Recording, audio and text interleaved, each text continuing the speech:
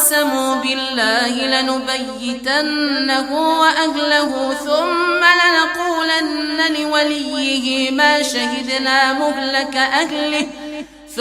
لنقولن لوليه ما شهدنا مهلك أهله وإنا لصادقون ومكروا مكرا ومكرنا مكرا وهم لا يشعرون فانظر كيف كان عاقبة مكرهم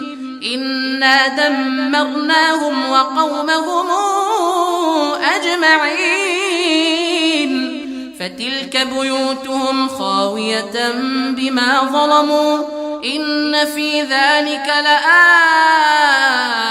لقوم يعلمون وأنجينا الذين